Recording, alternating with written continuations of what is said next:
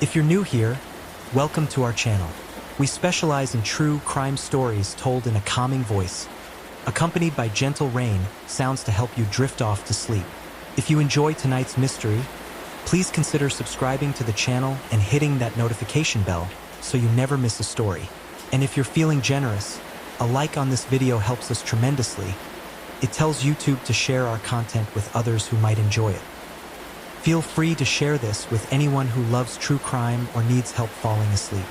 What time is it where you are? Leave a comment and let me know.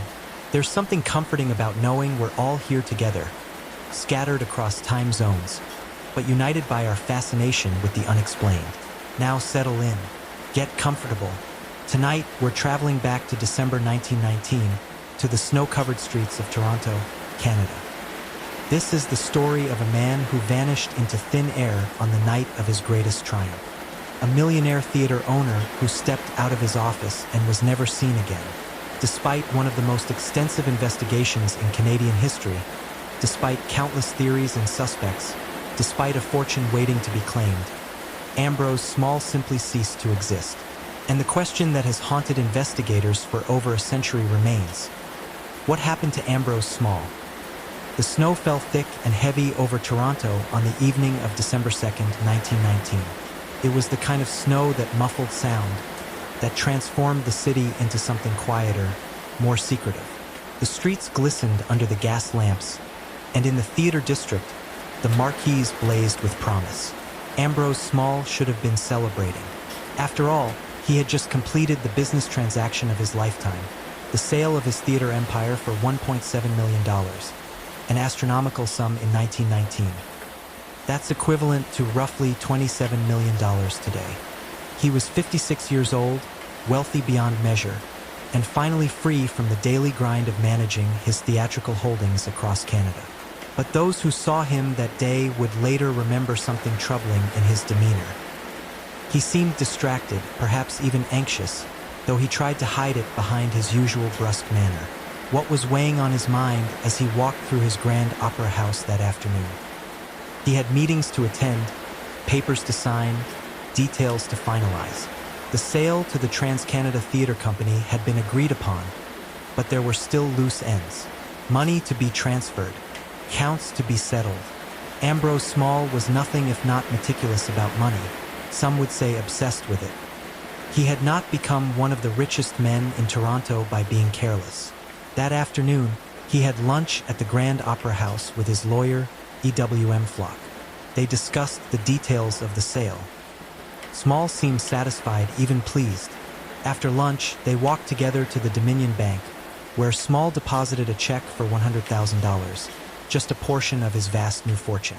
The bank manager watched as Small endorsed the check with his distinctive signature, never imagining it would be one of the last times anyone saw Ambrose Small conduct business. But something happened after that bank visit. Something that would change everything. Because when Small returned to his office at the Grand Opera House, he made a decision that would puzzle investigators for decades. What did he do in those final hours before he vanished? To understand what happened to Ambrose Small, you must first understand who he was. And Ambrose Small was not a man who inspired lukewarm feelings. People either admired his business acumen or despised his ruthlessness. There was no middle ground. Born in 1863 to a middle-class family in Bradford, Ontario, Ambrose showed an early aptitude for business. But it was in the theater industry that he found his calling. By the 1890s, he was acquiring theaters across Ontario, building an empire that would eventually span the entire country. He owned the Grand Opera House in Toronto, the Grand Theatre in London, theaters in Hamilton, Kingston, Peterborough, and beyond. He was known as a hard bargainer, someone who squeezed every penny from his investments. His theaters were profitable, but not because he was generous. Performers complained about his low wages. Employees whispered about his temper. He had a reputation for being difficult, demanding, and utterly uncompromising. His marriage to Teresa Corman in 1902 had been seen by Toronto society as something of a surprise. Teresa came from a wealthy Catholic family, well-educated and cultured. She was everything Ambrose was not: refined, devout, patient. Why she married him remained a topic of speculation in Toronto's drawing rooms. Some said it was for family business connections. Others suggested that Teresa saw something in Ambrose that others missed, some hidden depth beneath his harsh exterior. But by 1919, the marriage had grown cold. They lived together in their mansion at 103 Glen Road in Rosedale, Toronto's most prestigious neighborhood, but they lived separate lives. Ambrose was rarely home. He spent his evenings at his theaters, his nights at his private clubs, often in the company of women who were not his wife. And then there was his secretary, John Dowdy, a quiet, efficient man who had worked for Small for years, handling the endless details of the theater business. Dowdy knew everything about Small's affairs, business and otherwise. He knew where the money went, who owed Small money, and who Small owed. He was privy to secrets that others could only guess at. On that December evening in 1919, Dowdy was still at the Grand Opera House. He would be one of the last people to see Ambrose Small alive. But what passed between them in those final hours would become the subject of intense scrutiny. Because by the next morning, both men would be gone from Toronto, and only one would ever return. After returning from the bank at approximately 3:30 p.m., Ambrose Small entered his office on the ground floor of the Grand Opera House. The building was bustling with the usual afternoon activity. Stagehands preparing for the evening performance, box office clerks counting receipts, actors arriving for makeup calls. Small's office was located just off the main lobby, a modest room that belied his wealth. Unlike many successful men of his era, Small did not believe in ostentatious displays. His desk was practical, his furnishings functional. What mattered to him was what the ledger said, not how the office looked. John Dowdy followed him into the office. They had business to discuss, always more business. Small's secretary was a man of about 35, thin and nervous in manner, with spectacles that he constantly adjusted. He had been with Small long enough to anticipate his moods, to know when to speak and when to remain silent. What they discussed in that office has never been fully established. Later, Dowdy would tell investigators that they reviewed various financial matters related to the sale. There were bonds to be transferred, accounts to be reconciled. It was routine work, or so Dowdy claimed. But there was something else happening that afternoon, something that wouldn't come to light immediately. Small received a telephone call around 5 p.m. Who was on the other end of that call? Dowdy said he didn't know. Small took the call privately, asking his secretary to step out of the office. When Dowdy returned a few minutes later, Small seemed agitated. He was pacing, something he did when troubled. Shortly after 5:30 p.m., Ambrose Small put on his overcoat and hat.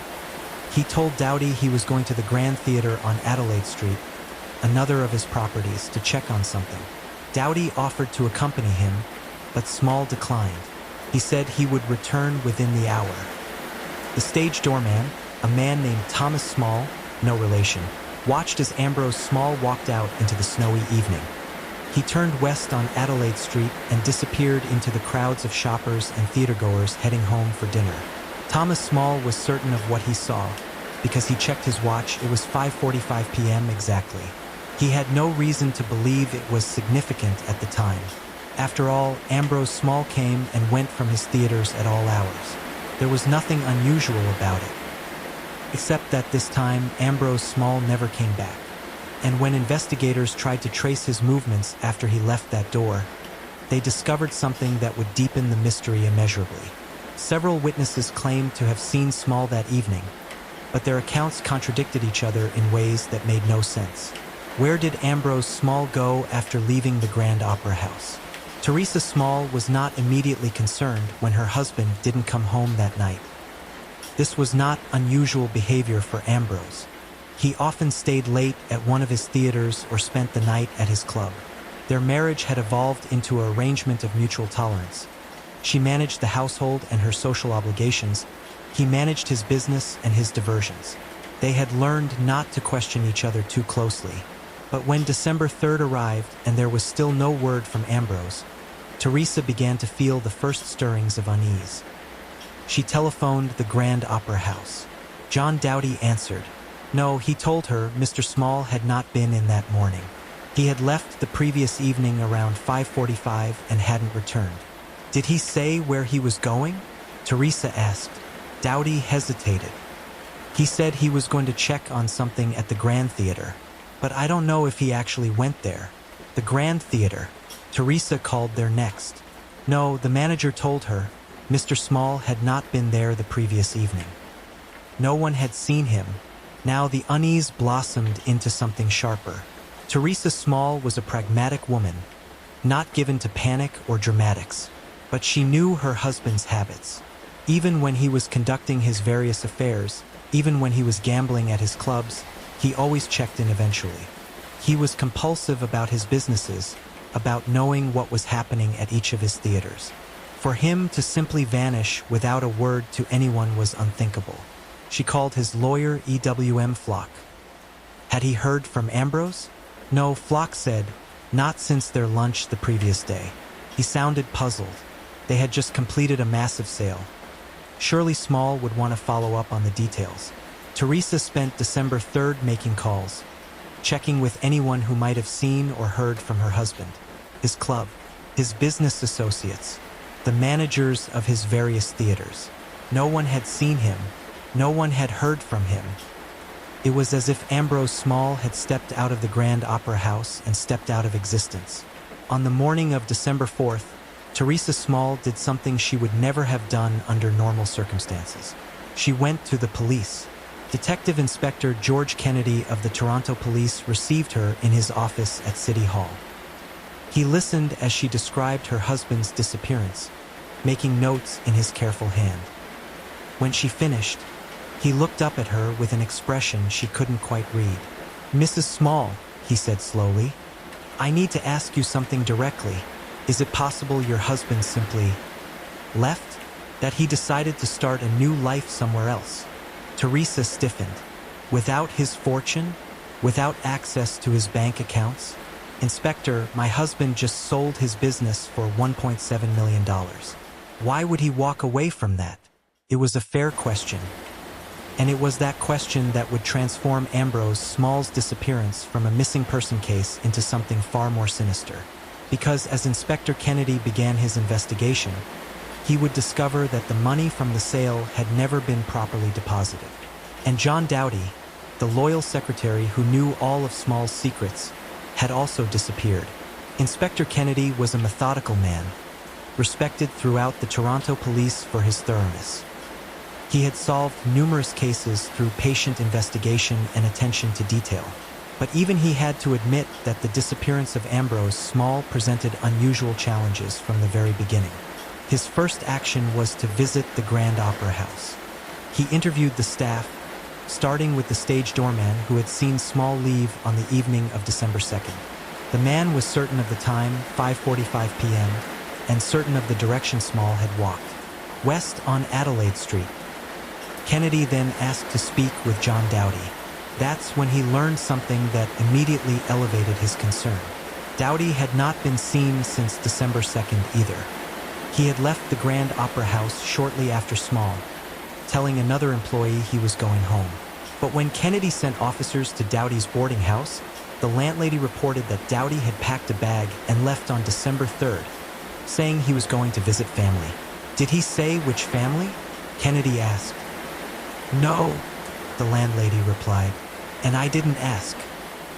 He paid his rent through the month, so I had no reason to question him. This was troubling, very troubling. Kennedy returned to the Grand Opera House and requested access to Small's office and files. What he found there would transform the investigation into something far more complex. The financial records were in disarray. Papers were missing. And most significantly, when Kennedy examined the books related to the theater sale, he discovered significant discrepancies. The sale had been for $1.7 million. Of that, $1 million had been in the form of a check which Small had deposited, or at least part of which he had deposited on December 2nd. But the bonds that made up the remainder of the sale were missing. Bonds worth $700,000, negotiable and as good as cash if one knew how to handle them properly. John Dowdy, as Small's secretary, would have known exactly how to handle them. Kennedy sat in Small's office, staring at the empty spaces in the filing cabinets, and felt a cold certainty settle over him. This was not a simple disappearance. This was either a theft that had somehow gone terribly wrong or something far worse. But which was it? Had Dowdy stolen the bonds and fled, possibly killing Small to prevent discovery? Or had Small orchestrated his own disappearance, planning to blame Dowdy for the missing money? Or was there a third possibility, something Kennedy hadn't yet considered? He needed to find John Dowdy. That much was clear. Kennedy issued a bulletin to police departments across Canada and the United States. John Dowdy, age 35, thin build, wears spectacles, wanted for questioning in connection with the disappearance of Ambrose Small and the theft of negotiable bonds worth $700,000. The manhunt had begun. But what Kennedy didn't yet know was that finding Dowdy would only deepen the mystery, not solve it. Because when they finally tracked him down, Dowdy would tell a story that explained everything and nothing, that answered questions while raising even more troubling ones. Within days of Teresa Small's report, the disappearance of Ambrose Small became front-page news across Canada.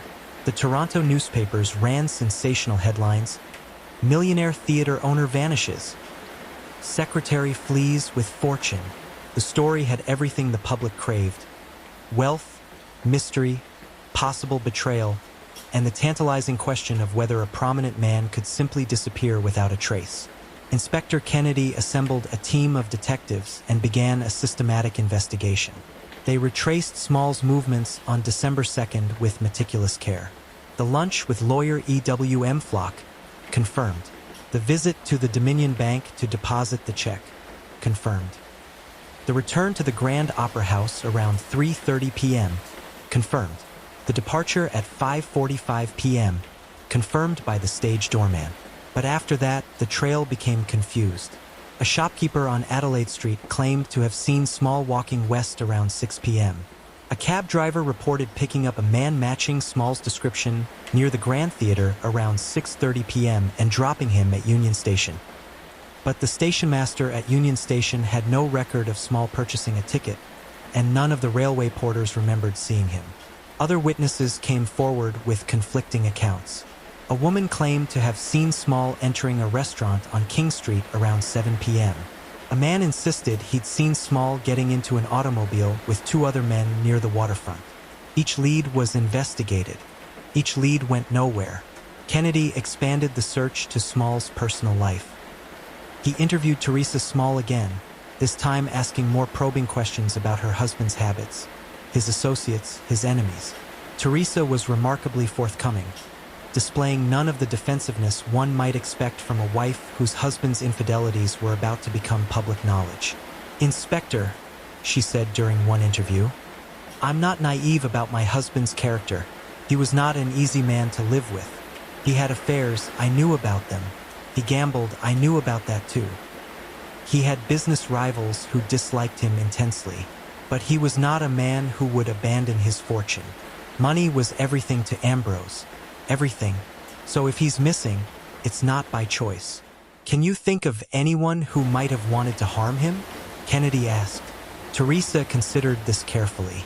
"Inspector, my husband drove hard bargains. He foreclosed on people who couldn't pay their debts. He evicted tenants. He fired employees without much ceremony. In business, he made many enemies." But murderous enemies? I honestly don't know. Kennedy's team began compiling a list of people who might have had grievances against Small. The list grew disturbingly long. Former business partners who felt cheated, theater managers he'd fired, actors he'd blacklisted, landlords whose properties he'd acquired through foreclosure. Some of these people had made threats against Small, according to witnesses. But threats were one thing. Following through was another. Meanwhile, the search for John Dowdy continued. Kennedy had officers checking train stations, interviewing ticket agents, showing Dowdy's photograph. The secretary had vanished as completely as his employer. But unlike Small, Dowdy had left traces. He had withdrawn money from his bank account on December 3rd, a significant sum of $2,000. He had told his landlady he was leaving. He had been seen boarding a train at Union Station heading west. On December 10th, Kennedy received a telegram that made his pulse quicken. Police in Detroit had detained a man matching Doughty's description. Kennedy immediately arranged to travel to Detroit. Could this be the break he needed? Would Doughty's capture finally solve the mystery of what happened to Ambrose Small?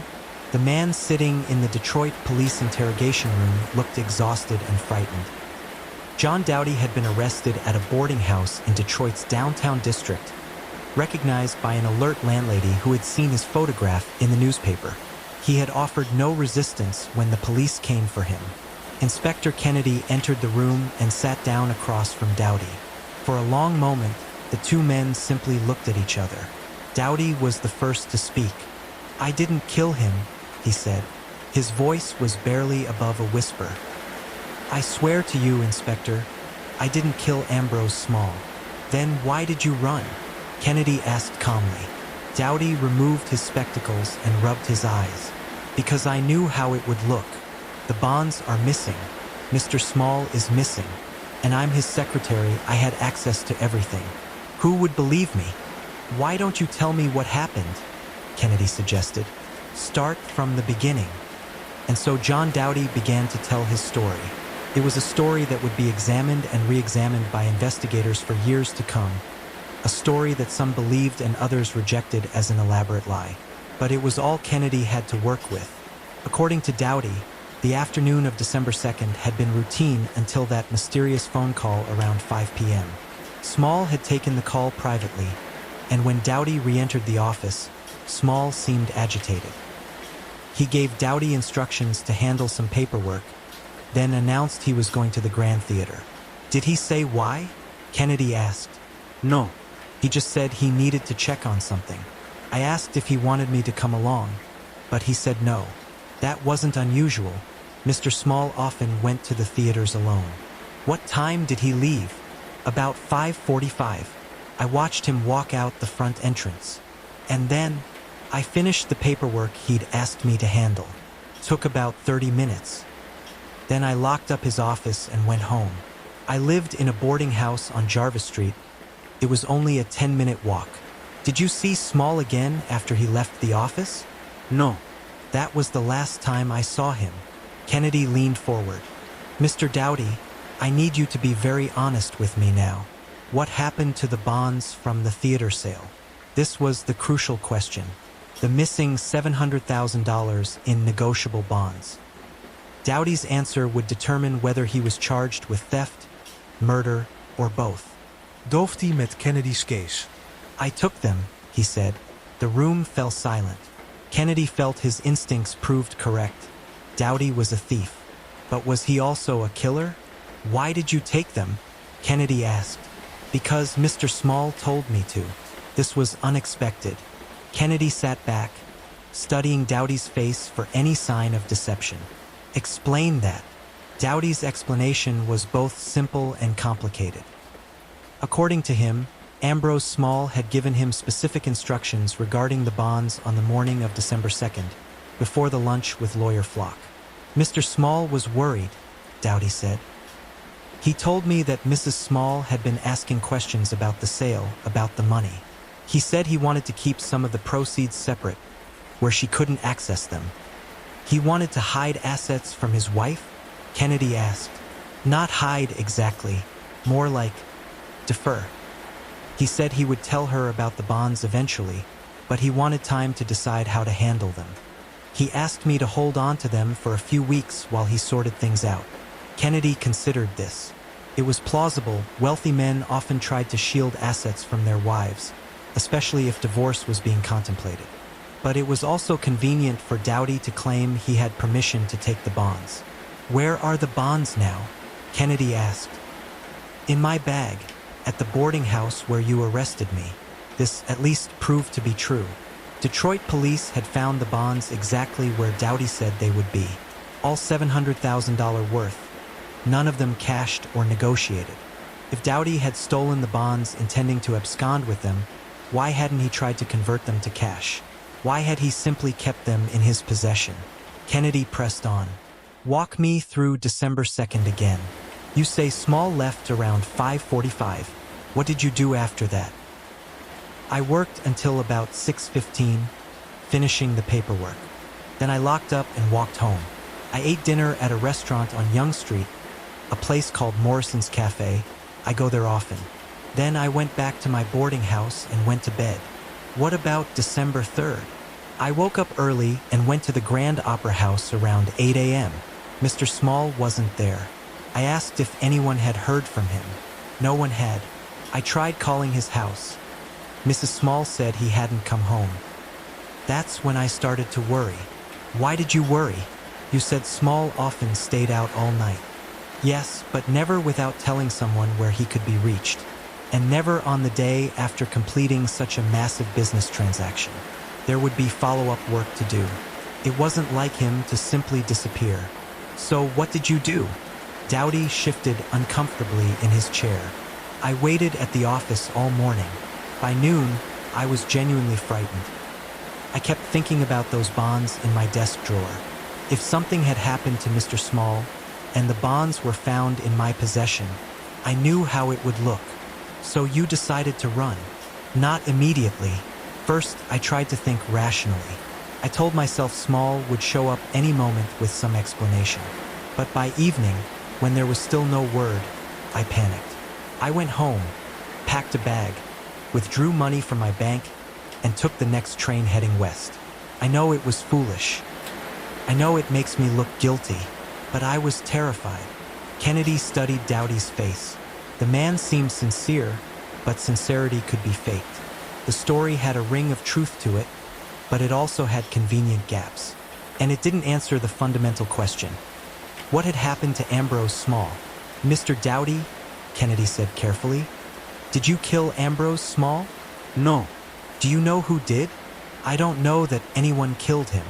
Then where is he? Dowdy shook his head helplessly. I don't know, Inspector. I wish I did. Kennedy had Dowdy extradited back to Toronto, where he was charged with theft of the bonds. The charge of murder was held in abeyance, without a body, without any evidence of violence. It was difficult to prove that Small was even dead, much less that Dowdy had killed him. But Dowdy's arrest did not bring the closure that everyone hoped for. If anything, it deepened the mystery. Because if Dowdy was telling the truth about the bonds, then what had happened after Small left the Grand Opera House that snowy December evening? As the investigation dragged on through December and into January 1920, public fascination with the case only intensified. The newspapers ran daily updates, each more speculative than the last. Small's body found in Lake Ontario, one headline screamed, only to be retracted the next day. Millionaire spotted in New York, another claimed, based on a dubious witness account. Into this atmosphere of speculation and sensation stepped a woman named Mabel Rogers, who claimed to be a spiritualist medium. Rogers approached the police in mid-January with an extraordinary claim. She had received a vision from the spirit realm about Ambrose Small's fate. Inspector Kennedy was skeptical, but he was also desperate. Despite weeks of investigation, despite interviewing hundreds of witnesses, despite following every lead, he was no closer to finding Small than he had been on December 4th. So when Mrs. Rogers offered her services, Kennedy agreed to hear her out, though he did so privately, away from the newspapers. Mr. Small is dead, Rogers announced dramatically during their meeting. His spirit came to me 3 nights ago. He was agitated, troubled. He wants his body to be found. Where is the body? Kennedy asked, playing along. In his own theater, the Grand Opera House. He's been there all along, hidden in a place where no one thought to look. This was disturbing.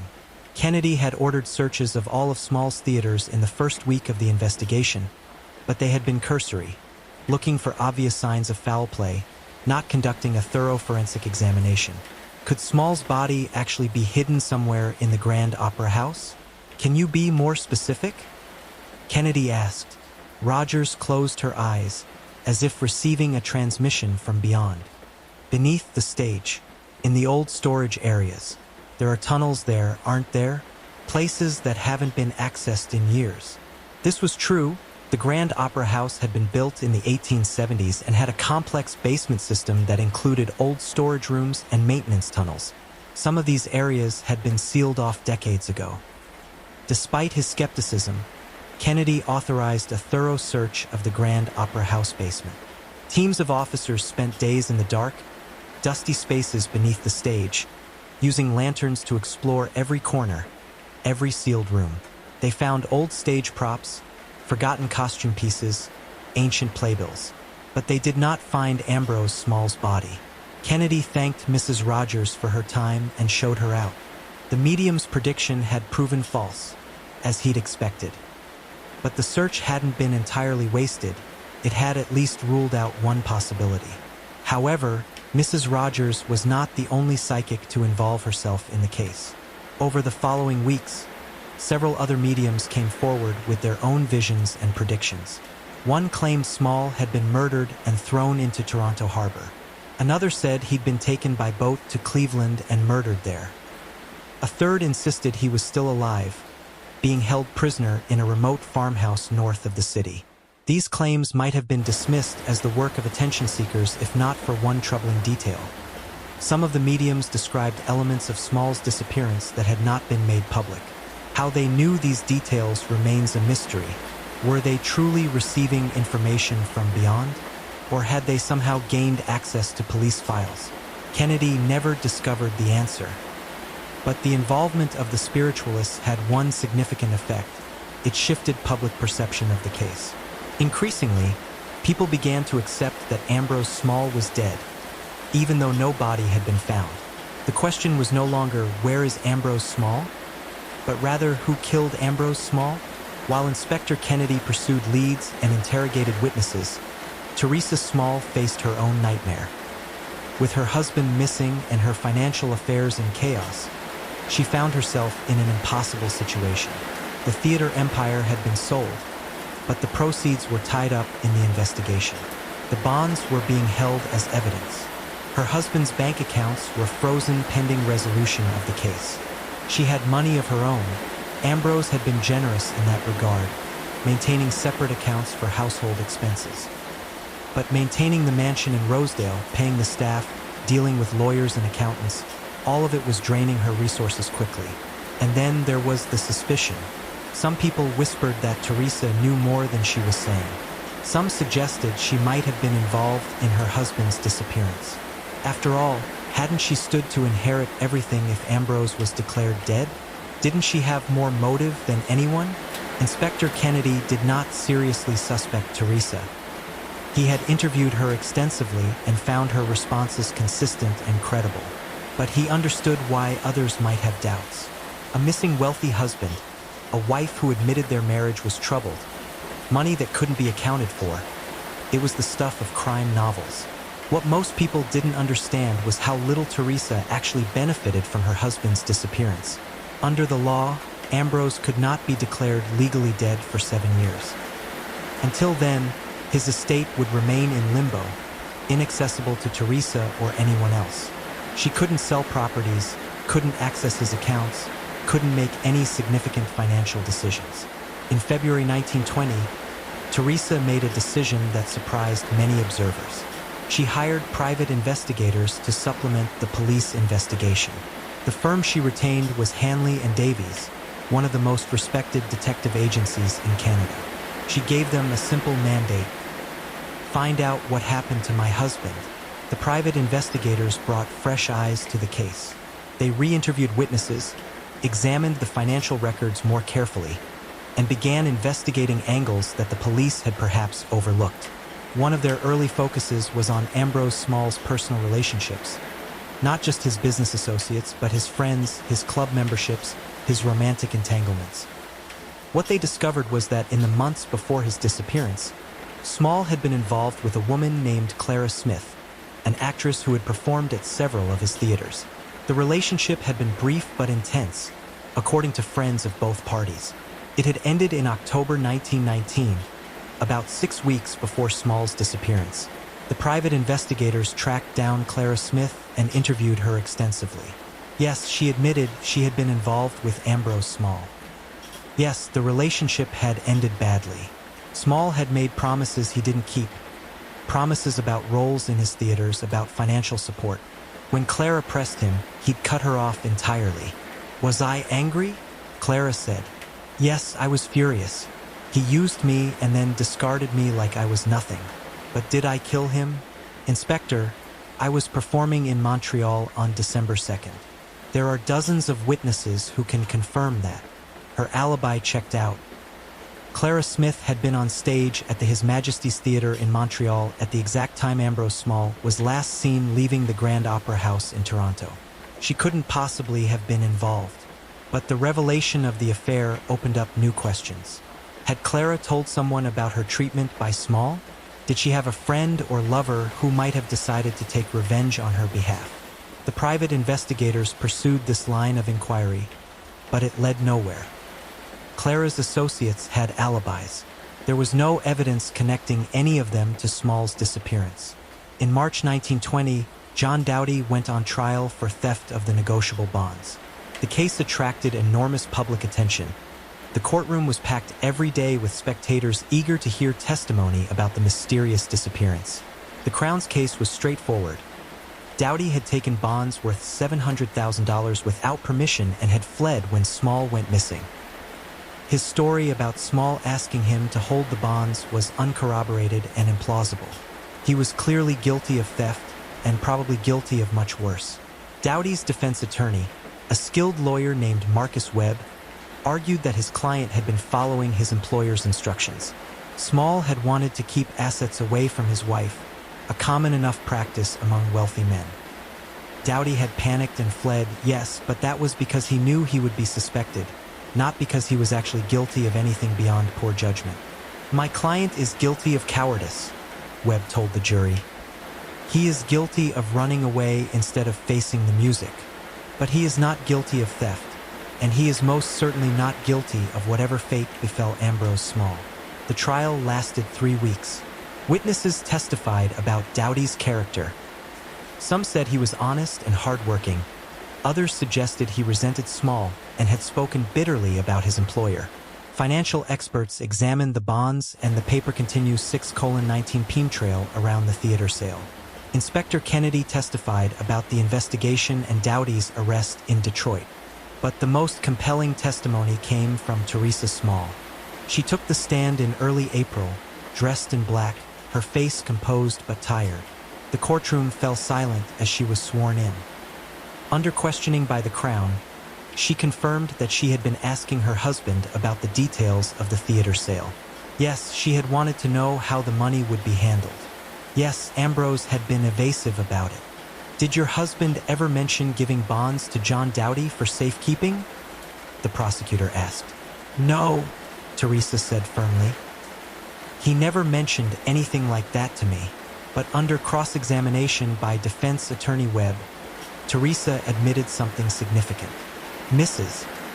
Small, Webb asked, is it possible your husband made arrangements you knew nothing about? Of course it's possible, Teresa replied. Ambrose kept many things from me. Is it possible he wanted to keep financial assets separate from you?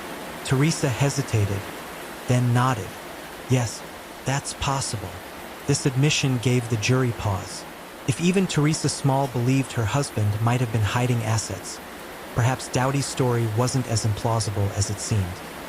After days of deliberation, the jury returned a surprising verdict: not guilty of theft. They believed there was reasonable doubt about whether Doughty had taken the bonds without permission. However, the judge made it clear that Doughty was not being exonerated of all suspicion. He was released from custody, but the bonds were returned to Teresa Small, and Doughty left the courthouse to face a hostile public that largely believed he had gotten away with something. But if Doughty hadn't killed Small, then who had? Or was Small even dead? With Doughty acquitted and no new leads emerging, the investigation into Ambrose Small's disappearance entered a new phase. Inspector Kennedy stepped back from active day-to-day work on the case, though it remained officially open. The private investigators hired by Teresa Small continued their work, but they too were running out of fresh angles to pursue. In this vacuum, theories proliferated. The newspapers ran elaborate speculation pieces, each proposing different scenarios for what might have happened to Toronto's missing millionaire. Theory 1. Small had staged his own disappearance. Perhaps he was tired of his life, his marriage, his business pressures. Perhaps he wanted to start fresh somewhere new, under a different name. The sale of his theaters had provided him with the perfect opportunity. He could take the cash, fake his disappearance, and reinvent himself elsewhere. Proponents of this theory pointed out that no body had been found, no evidence of violence discovered. Maybe Small was living quietly in South America or Europe, laughing at the fuss he'd left behind. But this theory had significant problems. Why would Small abandon $1.7 million? Why leave the bonds with Dowdy? And why stage the disappearance so close to completing the biggest business deal of his life? It made no sense.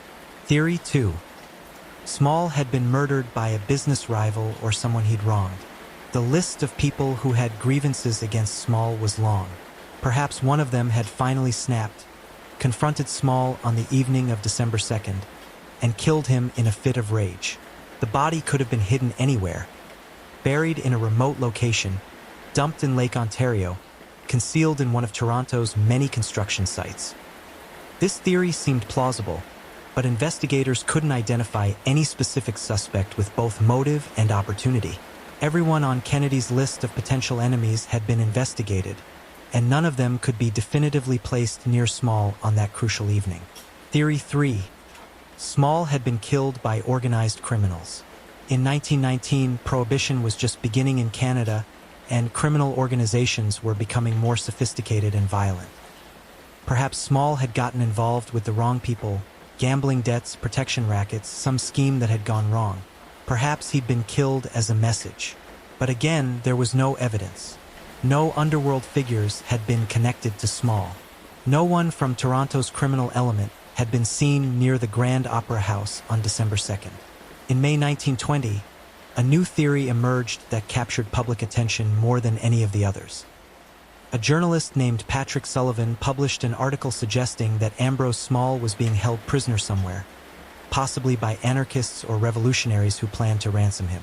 Sullivan pointed to the political unrest of the era, labor strikes, communist agitation, the Red Scare that was sweeping across North America. Perhaps Small, as a wealthy capitalist, had been targeted for kidnapping. This theory gained traction because it explained why no body had been found and why there had been no demand for ransom.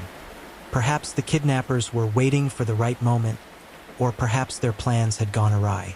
But as weeks turned to months with no contact from any kidnappers, this theory too began to seem unlikely. The truth was, nobody knew what had happened to Ambrose Small. And as spring turned to summer in 1920, people began to accept that they might never know. One lead that Kennedy's investigators had not fully pursued was the network of tunnels beneath Toronto's downtown core. In the early 20th century, Toronto had an extensive underground system used for utilities, maintenance, and in some cases, illicit purposes. Some of these tunnels connected to the basements of theaters and other buildings. In June 1920, acting on a tip from an anonymous source, police conducted another search of the underground spaces near the Grand Opera House. This search was more thorough than previous attempts, using mining lamps and surveying equipment to map out areas that had been overlooked before. What they found was unsettling, though not definitive. In a sealed-off section of tunnel approximately 100 yards from the Grand Opera House, investigators discovered what appeared to be a makeshift campsite, old blankets, empty food tins, evidence that someone had spent time there. And more disturbing, they found clothing. A man's coat and hat that matched the description of what Ambrose Small had been wearing on December 2nd. The coat was sent for forensic analysis, a relatively new science in 1920. Experts examined it carefully, looking for blood stains, hair samples, anything that might provide clues. They found traces of blood on the collar, but the quantity was small. It could have come from a minor cut or abrasion, nothing that indicated violence. More significantly, in the pocket of the coat, investigators found a small piece of paper with an address written on it. 132 Dowling Avenue, a location in Toronto's West End. Kennedy immediately dispatched officers to investigate. The address turned out to be a boarding house. The landlady, a Mrs. Margaret Fisher, was initially reluctant to speak with police. But when Kennedy pressed her, She admitted that a man matching Small's description had visited the boarding house in late November 1919, about a week before his disappearance. "He was asking about one of my tenants," Mrs. Fisher said. "A man named Patrick O'Connor said he needed to speak with him about a business matter." "Did he find O'Connor?" Kennedy asked. No. O'Connor had moved out 3 days earlier, didn't leave a forwarding address. "Can you describe O'Connor?" Mrs. Fisher thought for a moment. Tall, dark-haired, maybe 40 years old, Irish accent, kept to himself mostly, paid his rent on time. No trouble. Kennedy had his team investigate Patrick O'Connor, but they quickly hit a wall. It was a common name, and without more specific information, tracking down the right man proved impossible. Hundreds of Patrick O'Connors lived in Toronto and the surrounding area. The trail went cold, but the discovery of the coat raised a troubling possibility. Had Small gone to the tunnels willingly, perhaps meeting someone there, or had he been taken there by force? The presence of the campsite suggested someone had been living or hiding in the tunnels. But who? And what had happened to Small after leaving his coat behind? These questions tormented Kennedy, but he had no answers. The case was becoming a labyrinth with no exit, every new discovery leading to more questions rather than solutions. Throughout the investigation, one voice had been notably absent from public discourse, that of Florence Small, Ambrose's younger sister. Florence had lived quietly in Hamilton, Ontario, maintaining minimal contact with her brother in the years leading up to his disappearance. But in July 1920, she broke her silence in a way that shocked everyone connected to the case. Florence Small wrote a letter to Inspector Kennedy, a detailed, passionate letter in which she made an extraordinary accusation. She believed, with absolute certainty, that her brother had been murdered by Teresa Small, his wife. Kennedy read the letter with growing astonishment. Florence laid out what she saw as Teresa's motive and opportunity. The marriage had been unhappy for years. Teresa stood to inherit everything once Ambrose could be declared dead.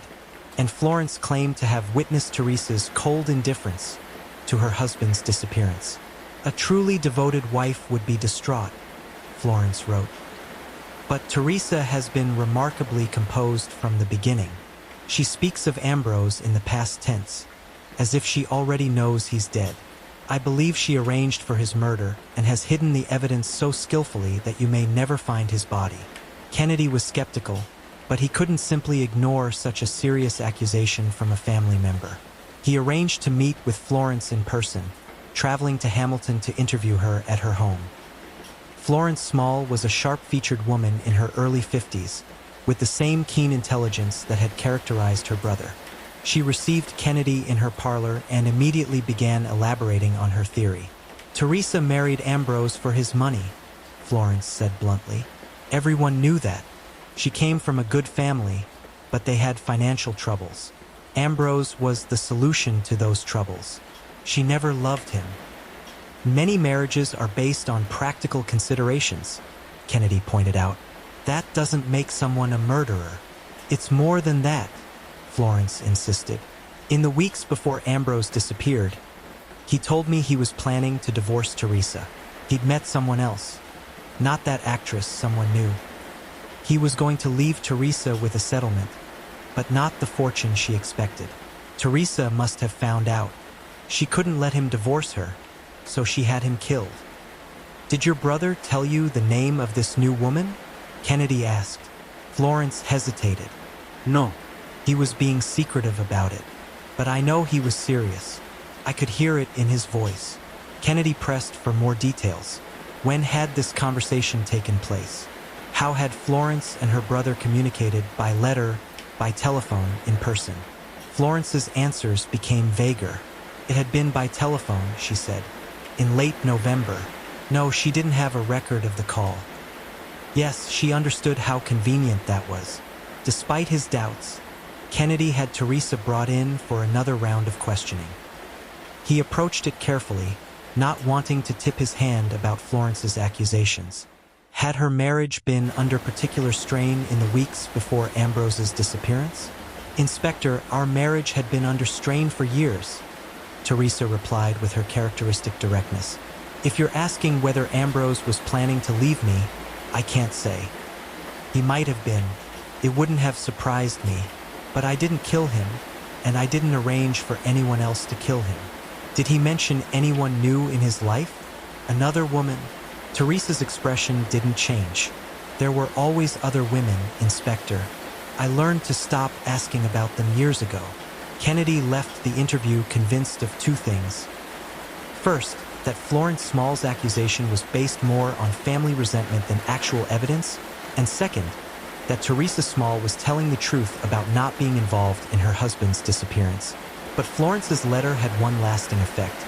It kept public suspicion focused on Teresa, making her life even more difficult than it already was. In August 1920, the case took another bizarre turn when a man walked into a Toronto police station and confessed to murdering Ambrose Small. His name was Robert Hamilton, a laborer in his 30s with a history of mental illness. He told the duty officer that he could no longer live with the guilt, that he needed to confess to what he had done. The officer, recognizing the name Ambrose Small, immediately called Inspector Kennedy. Kennedy arrived to find Hamilton agitated and tearful. I killed him, Hamilton said. I killed Ambrose Small, and I've been haunted by it ever since. Kennedy had dealt with false confessions before. They were common in high-profile cases. People seeking attention, people with mental health issues, people who simply wanted to be part of something famous. But he had to treat each confession seriously, at least initially. Tell me what happened, Kennedy said. Hamilton's story came out in a rush. He claimed he had been working as a stagehand at the Grand Opera House. Small had fired him for being drunk on the job. Hamilton had been furious, had plotted revenge. On December 2nd, he had waited for Small outside the theater, confronted him, and in a struggle had killed him. Where did this happen? Kennedy asked. In the alley behind the theater, Hamilton said. What time? Around 6 o'clock, maybe a little after. What did you do with the body? Hamilton hesitated. I put it in a cart, wheeled it to the waterfront, threw it in the lake. Kennedy had his officers check Hamilton's story. The first problem emerged immediately. Hamilton had never worked at the Grand Opera House. The theater's employment records showed no one by that name, and none of the staff recognized him. When confronted with this, Hamilton changed his story. Maybe it wasn't the Grand Opera House, maybe it was one of Small's other theaters. As Kennedy continued questioning, Hamilton's account fell apart completely. He couldn't describe what Small had been wearing. He didn't know that Small had been seen leaving through the front entrance, not the back alley. His timeline made no sense, and when Kennedy asked him to show them where he'd disposed of the body, Hamilton led them to a section of the waterfront that was so busy and well-lit that disposing of a body there would have been impossible without witnesses. By the end of the interview, it was clear that Hamilton knew nothing about Small's disappearance beyond what he'd read in the newspapers. Kennedy had him evaluated by a psychiatrist who confirmed that Hamilton suffered from delusions and attention-seeking behavior. He was released without charges. But Hamilton's false confession was only the first of many. Over the following months, several other people came forward claiming to have killed Small, or to know who had killed him, or to have seen him alive in various locations. Each confession was investigated and found to be false. Each waste of police time and resources that might have been better spent pursuing actual leads. The phenomenon said something troubling about the case. It had captured the public imagination to such a degree that people wanted to be part of it, even if it meant falsely confessing to murder. Ambrose Small's disappearance had become more than a mystery. It had become a cultural obsession. As 1920 turned to 1921, and then to 1922, the practical problems created by Small's disappearance became increasingly severe. Teresa Small was still unable to access most of her husband's estate. The law required 7 years before a missing person could be declared legally dead, which meant Teresa would have to wait until December 1926 before she could settle the estate. But Teresa was not the only one affected. The Trans-Canada Theatre Company, which had purchased Small's theatre empire, found itself in legal limbo. They had paid for the theaters, but various aspects of the sale remained unsettled because of Small's disappearance. Insurance companies that had policies on Small's life were refusing to pay out, arguing that there was no proof of death. Banks that held mortgages on Small's properties were growing anxious. The legal complications spawned multiple lawsuits. Creditors who had been owed money by Small filed claims against the estate. Business partners who had had contracts with Small sought to enforce or void those contracts. The courts were clogged with Small-related litigation. In January 1922, Teresa Small filed a petition in court asking for Ambrose to be declared legally dead despite the usual 7-year waiting period. Her lawyers argued that the circumstances of the disappearance, the complete absence of any contact, the abandoned fortune, the thorough police investigation, made it clear that Small was deceased. Keeping the estate in limbo served no purpose except to cause hardship. The court hearing on this petition became another spectacle. Lawyers for various interested parties argued their positions. Some supported Teresa's petition. Others opposed it, suggesting that more time should pass to ensure Small wasn't found alive. Inspector Kennedy was called to testify. He summarized the investigation, the leads pursued, the dead ends encountered. When asked directly whether he believed Small was dead, Kennedy chose his words carefully. "Based on the evidence we've gathered," he said, "I believe Mr. Small did not leave voluntarily. The circumstances suggest foul play.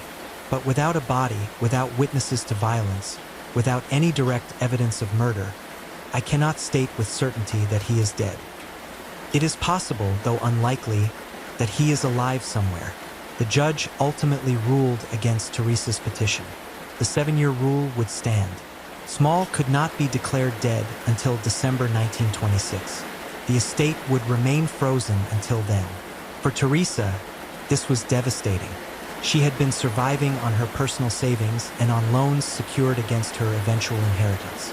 But those resources were running out. The mansion in Rosedale, which had once been a symbol of prosperity, was becoming a burden she could barely afford to maintain. In mid-1922, Teresa made a difficult decision. She would sell the mansion and move to more modest accommodations. She couldn't access the bulk of the estate, but she could sell property that was in her own name. The sale of the Rosedale mansion brought her some relief, but it also felt like an admission of defeat. The life she had known with Ambrose Small, whatever its flaws, was truly over. Meanwhile, Inspector Kennedy continued to receive occasional tips about the case, though none led anywhere. A farmer claimed to have found bones on his property that might be Small's. They turned out to be from a cow. A woman in Montreal said she'd seen Small in a church. It was a case of mistaken identity. A psychic in New York claimed to have received a detailed vision of Small's murder. It contradicted known facts of the case. The mystery was no closer to being solved in 1922 than it had been in December 1919. In 1923, one of the private investigators working for Teresa Small, a man named Thomas Blackwell, uncovered something that had been overlooked by police. Blackwell had been reviewing Small's financial records with particular attention to the months before the disappearance, looking for any unusual transactions or patterns. What he found was a series of cash withdrawals that Small had made in October and November 1919. They were not large amounts individually, $500 here, $300 there, but they added up to nearly $5,000 over 2 months. This was significant money, and it didn't match Small's usual pattern of financial behavior. Blackwell brought this to Inspector Kennedy's attention. Together, they tried to trace where the money had gone. Small had withdrawn it in cash, so there was no paper trail of checks or bank transfers. But Blackwell had an idea. He would interview Small's associates from that period, asking specifically whether Small had mentioned needing cash for anything. This line of inquiry led to an interesting discovery. A businessman named Lawrence Drake told Blackwell that Small had approached him in November 1919 about a potential investment opportunity. Small had been interested in purchasing a piece of property outside Toronto, a farm that Drake owned. "We discussed terms," Drake said. Ambrose wanted to buy it quietly, without his wife knowing. He said he needed a place to get away from Toronto, somewhere private.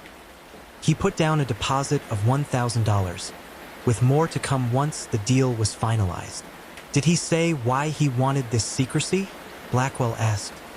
He didn't say explicitly, but I got the impression there was a woman involved. He mentioned needing a place for quiet meetings. I assumed he meant romantic rendezvous. Blackwell was excited. This seemed like a significant lead. Had Small been planning to set up a secret retreat? Was this connected to the new relationship his sister had mentioned? He asked Drake for the location of the farm.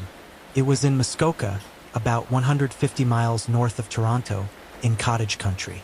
Drake still owned the property. The sale had never been completed because Small had disappeared before finalizing it. Blackwell immediately arranged to visit the farm with police officers. The property was isolated, accessible by a rough road through dense forest. The main building was a modest farmhouse, unoccupied and showing signs of neglect. Blackwell and the officers searched it thoroughly, looking for any sign that Small had been there, any clue about his plans. They found nothing definitive. But in a small shed behind the farmhouse, they discovered something curious.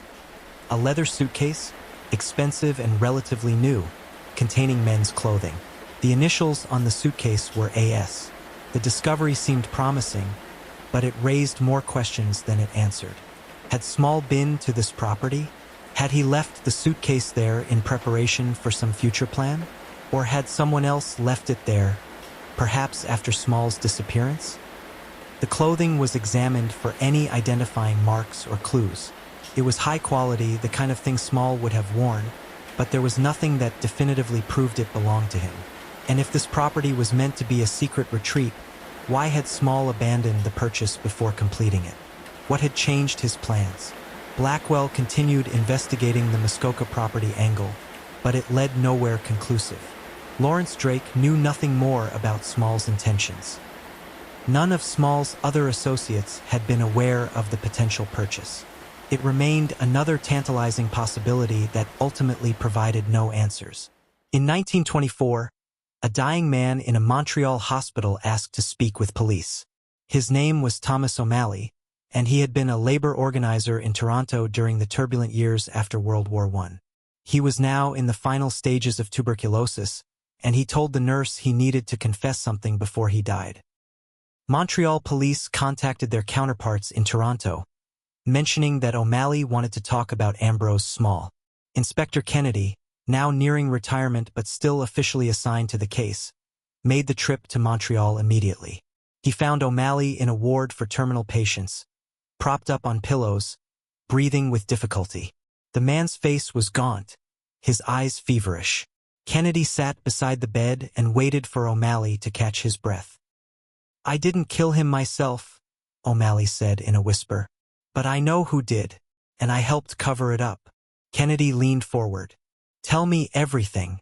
According to O'Malley's account, there had been a plan to kidnap Ambrose Small in December 1919, not for ransom but as a political statement.